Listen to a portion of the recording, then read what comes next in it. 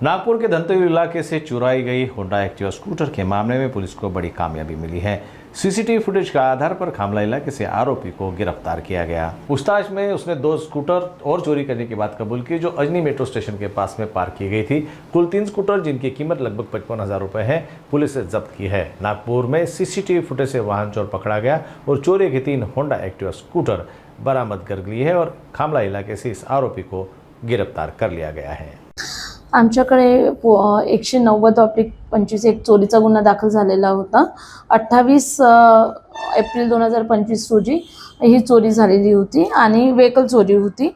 तर त्या व्हेकल चोरीच्या तपासाअंतर्गत सीसीटीव्ही फुटेज आणि बाकीचा तपास करताना आमच्या तपास पथकाला एक इमेज दिसली। त्या इमेजच्या अनुषंगाने आम्ही शोध करत गेलो। आमचे तपास पथक गेले त्यांना, तेव्हा नीरज प्रभाकर उईके आरोपी हा राहणार खामला जुनी वस्ती राणा प्रताप नगर येथील असून हाच तो चोर आहे हे आपल्याला पुराव्यानिशी निष्पन्न झालं।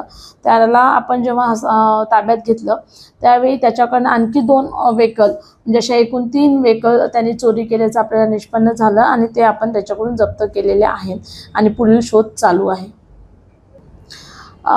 याचा बराच जुना रेकॉर्ड आहे। हा हॅबिच्युअल आहे, चोरीचाच त्याचा रेकॉर्ड आहे। आतापर्यंत आपण त्याच्याकडनं एकूण 80,000 रुपयाचा मुद्देमाल 3 गाड्या असा जप्त केलेला आहे आणि पुढे पण आणखी त्याच्या कुठे चोरी त्यांनी केलेली आहे का त्याचा आपण शोध घेत आहोत, तपास करत आहोत।